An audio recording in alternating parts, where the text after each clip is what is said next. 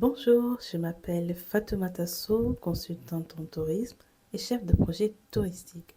Dans cette vidéo, nous allons explorer ensemble un sujet essentiel à mes yeux pour le développement du secteur, l'impact du tourisme sur les communautés locales.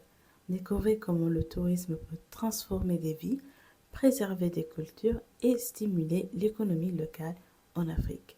Je vous invite à regarder cette vidéo jusqu'à la fin pour en savoir plus. Bon visionnage!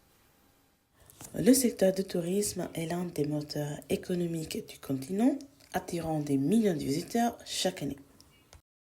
Mais au-delà des chiffres, quel est l'impact réel du tourisme sur les habitants et les territoires qu'ils fréquentent? Aujourd'hui, nous allons explorer les opportunités et les défis qui représentent le tourisme pour ces communautés.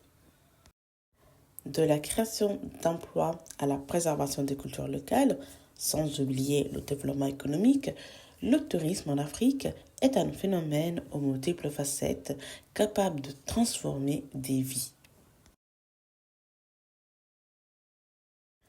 Le tourisme est une source majeure de création d'emplois en Afrique. Dans de nombreuses régions, il a permis de développer des emplois directs, comme ceux de guides touristiques ou de réceptionnistes, et des emplois indirects, tels que ceux liés à l'artisanat et à la restauration. En Tanzanie, par exemple, le tourisme a créé des milliers d'emplois liés aux safaris et aux parcs nationaux. Au Maroc, les souks et marchés locaux prospèrent grâce à l'afflux des touristes. Cependant, la précarité et la saisonnalité de ces emplois posent un défi important. Alors, comment faire pour que les bénéfices économiques profitent vraiment aux populations locales? Le tourisme joue un rôle essentiel dans la création d'emplois en Afrique. Mais quels sont les exemples concrets de son impact sur les communautés locales? Nous avons posé la question à Elisette qui nous a partagé l'histoire inspirante d'une communauté où le tourisme a ouvert des nouvelles opportunités et amélioré les conditions de vie. Quand je pense à l'impact du tourisme ou même au tourisme tout court, je pense particulièrement au continent africain et surtout au Cap-Vert. C'est là-bas que je suis née, que j'ai grandi et que je me suis tout simplement épanouie. Même si j'ai quitté le pays pour venir en Europe, je reste connectée à mes racines, à ma communauté et c'est ça qui me donne une vraie force au quotidien. Ce que j'aime dans le tourisme, c'est qu'il peut avoir un vrai impact positif pour les visiteurs et pour les habitants. À Tarrafal, un village au nord de Santiago, j'ai rencontré une femme exceptionnelle, Fatou. Néné, elle travaille dans un hôtel local et elle m'a confié que ce travail lui permet de subvenir aux besoins de sa famille, de vivre sur sa terre natale et de prendre soin de ses proches. Et pour elle, le tourisme, ce n'est pas juste un job, ce n'est pas juste un simple boulot. C'est une opportunité, je dirais même une chance de rester connecté à ses racines, de profiter de ses proches, mais surtout de la morabaise. La morabaise, c'est difficile à traduire, mais tu sais, c'est cette hospitalité, cette gentillesse et cette chaleur humaine qui rendent le Cap-Vert unique. Il y a tellement d'exemples comme celui de Jem Tavares, mon compatriote qui, après avoir vécu en France, est revenu au Cap-Vert pour créer Jet Ski Rent. Son activité profite aux touristes, mais aussi aux habitants locaux, en créant des emplois et en renforçant l'économie locale. Et personnellement, c'est très inspirant, mais aussi ça prouve qu'on peut aider la communauté locale. Mais pour moi, tu sais, Fatou, ce que j'aime le plus dans tout ça, ce que j'adore, ce sont ces moments authentiques, ce qui reste gravé à jamais. Comme cette soirée que j'ai dansé le batouk, une danse traditionnelle capverdienne, avec les habitants. On se rassemble en cercle, on chante, on danse, et l'énergie est juste incroyable. Une énergie incroyable, Fatou. Ces moments-là, ça te connecte vraiment à la culture et aux gens. J'aime beaucoup et d'ailleurs, ça me manque. Et au fond, quand tu pars en vacances, dis-moi, qu'est-ce qui te reste vraiment? Quels sont les souvenirs que tu amènes? Ce ne sont pas les hôtels, ce ne sont pas les excursions, ce sont particulièrement ces rencontres, ces échanges, ces moments qui te donnent envie de revenir, n'est-ce pas? C'est justement ça ce qu'on fait chez Serenity Solutions. On crée des voyages qui connectent vraiment les visiteurs aux locaux tout en contribuant directement à leur économie. Donc oui, le tourisme peut avoir énorme, un impact énorme, mais seulement s'il est fait de manière responsable.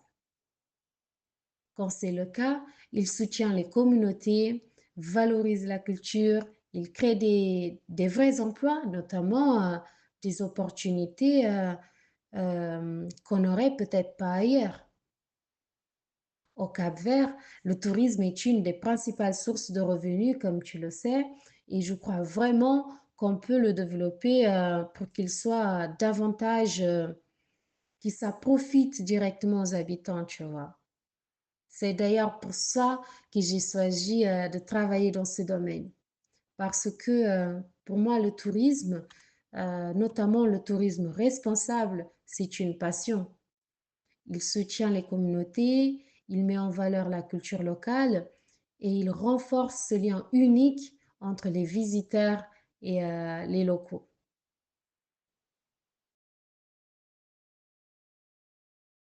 Le tourisme culturel en Afrique est en pleine expansion. De plus en plus de voyageurs cherchent à vivre des expériences authentiques et immersives qui les connectent aux traditions locales. Le continent africain, avec ses multiples ethnies, langues et pratiques culturelles, est un véritable trésor pour ceux qui cherchent à découvrir l'histoire, l'artisanat et des modes de vie traditionnels. Des festivals de danse en Afrique de l'Ouest aux ateliers de poterie en Afrique du Nord, ces événements créent un lien fort entre les visiteurs et les communautés locales. Cependant, cette tendance comporte aussi des risques. Le danger de folklorisation menace la pureté des traditions et peut à terme les transformer en simples attractions touristiques. Préserver les cultures locales tout en les partageant avec le monde est un équilibre délicat à trouver. Elisette nous a montré comment le tourisme influence cette préservation et ce que cela signifie pour les communautés concernées. Alors imagine Acédat Vieille, un village historique au Cap-Vert classé au patrimoine mondial de l'UNESCO. À chaque fois que j'y vais, je ressens la force de l'histoire qui habite ces lieux. Tu marches dans ces rues et c'est comme si chaque pierre avait une histoire à raconter, tu vois. Et puis, il y a les expériences. Goûter une cachoube au restaurant Pénédigne, c'est un voyage culinaire en soi. C'est notre plat traditionnel et chaque bouchée est un pur régal. Et le soir, quand tu écoutes la morne qui joue doucement entre deux discussions et rire, c'est un voyage dans un voyage. Et je te parle même pas du Funana qui te fait oublier tes soucis. C'est une énergie, une connexion. Tu peux aussi apprendre à faire du grog, notre rhum local, ou repartir avec un souvenir fait main. Ce sont ces moments, ces choses qui te rendent le voyage tellement authentique. Au Cap-Vert, le tourisme, c'est plus qu'un simple déplacement. Le tourisme là-bas, ça te fait vivre nos traditions, ça te connecte à notre culture et en logeant chez l'habitant, par exemple, tu deviens vraiment une partie de la communauté. Le tourisme, quand il est bien géré, et à mes yeux, il permet de vivre les traditions locales, de les partager avec les visiteurs et de les maintenir vivantes pour les générations futures. Et c'est ça que j'aime dans le tourisme, c'est ça que je préfère quand il fait bien, c'est-à-dire quand il est bien fait. C'est un outil puissant, ça permet de préserver nos traditions, de les partager et surtout de les maintenir vivantes. Alors dis-moi, c'est pas ça qui rend le voyage inoubliable?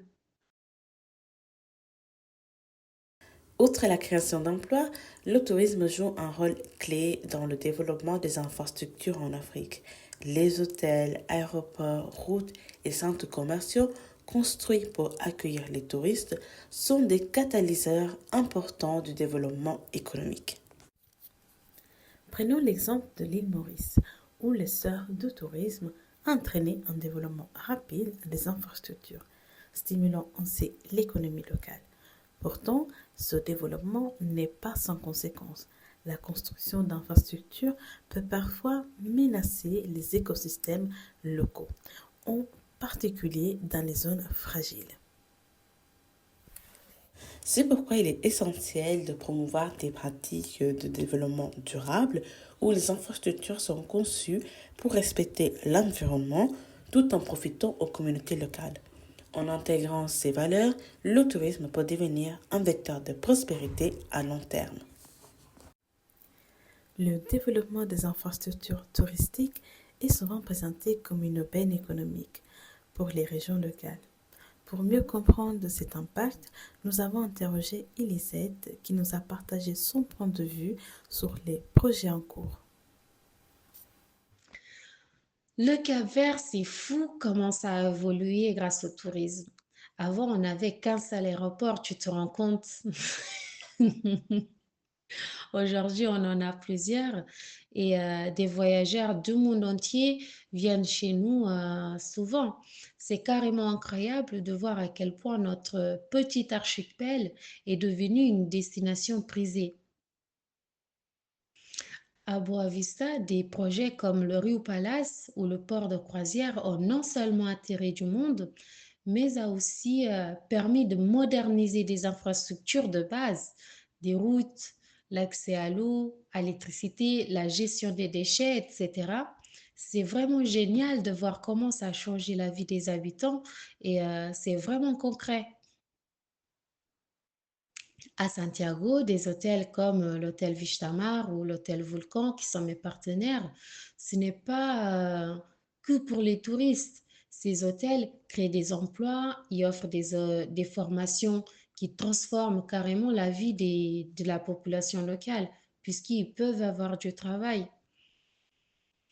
Et à Mindelo, à San Vicente, avec son port de croisière, c'est un autre exemple. La ville a tellement changé.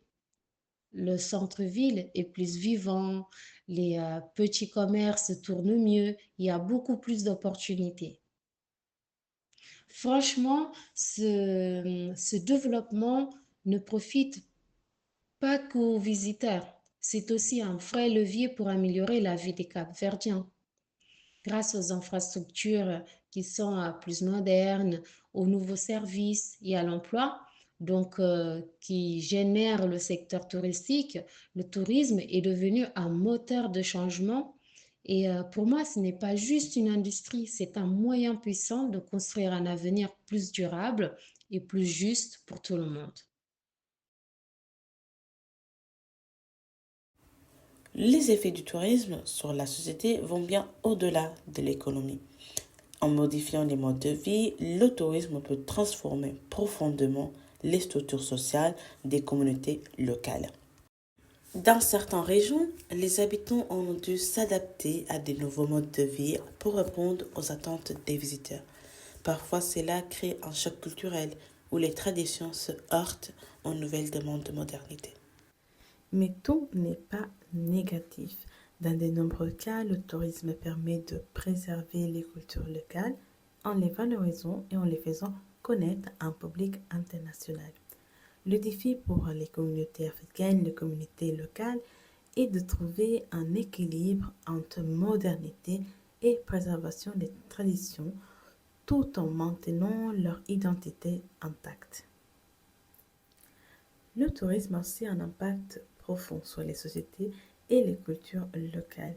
Comment ces changements sont-ils perçus par les populations concernées? Le tourisme au Cap-Vert, c'est un vrai bouleversement. C'est vraiment formidable, mais il y a aussi son lot de préoccupations, c'est-à-dire les côtés moins chouettes. L'une des choses qui m'inquiète, c'est l'inégalité sociale.